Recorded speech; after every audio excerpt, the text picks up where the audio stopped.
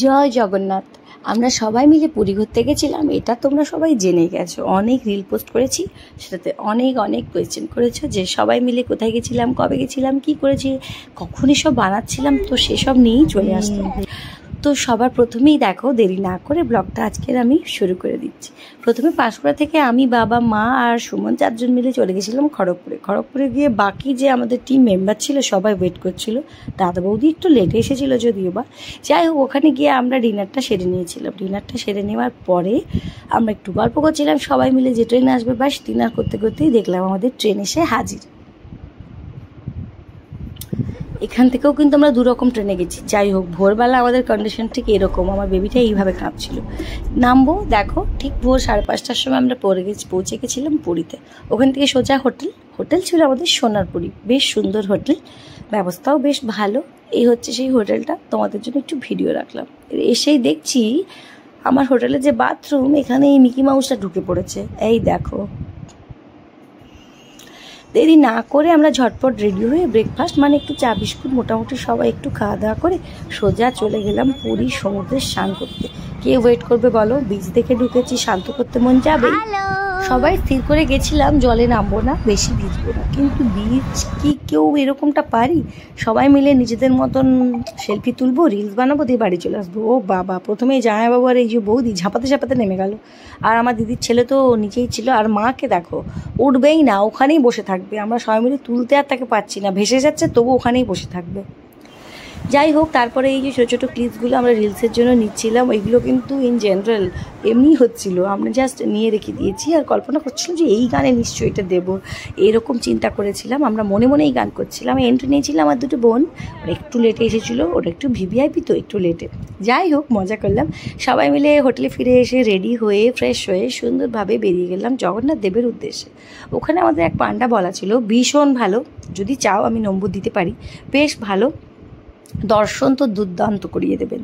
যাই হোক, উনি আমার মাকে নিয়ে ওই যে চলে গেল বাইকে করে আগে, যেহেতু মা ঠিক করে হাঁটতে পারে না। তারপরে আমরা মাদের অনুসরণ করছিলাম। দেখো, টকটক করে সবাই মিলে হাঁটছিলাম। আর বিভৎস গরম, বিভৎস রোদ। কেউ যদি এই সময় পুরীতে যাও না, আমাদের মতো ভাজা হয়ে বাড়ি চলে আসবে। আমরা রীতিমতো ভাজা হয়ে এসেছি, যদিও বা আনন্দের তটে আমরা ভুলেই গেছিলাম যে অতটা ভাজা হচ্ছে। এই দেখো, আমাদের গোটা গ্রুপ সবাই মিলে রেডি পুজো দিতে যাব বলে রুলসগুলো বুঝছিলাম। আর আমাদেরকে এন্ট্রি করিয়েছিলেন ঘোড়া গেটে, তো ওখান দিয়ে একদম সামনে হবে। তো ঘোড়া গেটের সামনে আসলাম। তারপরে যে রুলসগুলো ছিল, জুতো, ব্যাগ, মোবাইল, এগুলো সব একজনকে দিয়ে দিলাম। তারপরে আমরা ছুটতে হাঁটতে পা পোড়াতে রীতিমতো চলে গেলাম মন্দিরে, জগন্নাথ দেবের উদ্দেশ্যে। আর মা আর বাবা গোটা রাস্তা ঠিক এইভাবে হাঁটছিল, যেটা আমার বেস্ট লাগে। মন্দিরকে পুরে ঘাটছে, আমি কিন্তু ছাতা নিয়েই হাঁটছিলাম। যাই হোক, মন্দিরের ভেতরে সেভাবে তো ভিডিও অ্যালাউ নেই। বাইকটা বেরিয়ে এসে আবার একটু ভিডিও নিয়ে নিলাম, ছবি তুলছিলাম। ওখানে ভোগ খেয়েছিলাম, তারপরে আবার বাড়িতে ভোগও নিয়ে এসেছিলাম, মহাপ্রসাদ। তারপরে আর কি, সন্ধে হতে না হতেই আমার দিদির ছেলের চক করে আবার আমরা রেডি হয়ে বেরিয়ে গেলাম বিচে। সে নাকি স্নান করতে যাবে, বরকে বাই করে দিয়ে সোজা চলে আসলাম বিচে। কিন্তু যেহেতু হালকা অন্ধকার হয়ে গেছে, সেভাবে ছবি ভিডিও কিছু হলো না। ওকে তো জলে নামাতেই হবে, নাহলে ওর মাথা খারাপ হয়ে যাচ্ছিলো। এই যে দেখো, আস্তে আস্তে চলে আসলাম আমরা ওইখানে। দুজনে মিলে ঝগড়াও লেগে গেলাম, এক জায়গায় দুজনে দাঁড়াচ্ছি, ও আর এক জায়গায় পালিয়ে যাচ্ছে। তারপরে আমি আর দিদি চলে আসলাম একটু মার্কেটে ঘুরতে, দেখা যাক কিছু কেনা যায় কিনা। কিন্তু সবই দেখছি পছন্দ আর হচ্ছিল না। তার মধ্যে আমার দিদির এই ছোট বেবিটি ছিল, ওর তো সবই চাই, মেয়েদের জিনিস ওর খুব পছন্দ, খেলনা সব পছন্দ, ম্যাগি খেতে হবে, ও অনেক কিছু বায়না ছিল।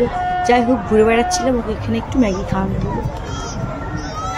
তারপর আর কি, 2 জন মিলে আবার বেরিয়ে গেলাম 3 জন মিলে ঘুরতে। আর বাকি বোনেরা ওরা হারিয়ে গেছে, ওরা একটা দিকে চলে গেছে, আমরা একটা দিকে চলে এসেছি। সেটা নাই বললাম, বোনগুলো শুনলেই রেগে যাবে। যাই হোক, দিদিভাই কিনছিল ওর বন্ধুদের জন্য জিনিস। এই দোকানগুলো তো যারা পুরী গেছে জানে, সাইডে অজস্র দোকান আছে। আর এটা দেখো, হচ্ছে না, কোন সাইজটা হচ্ছে?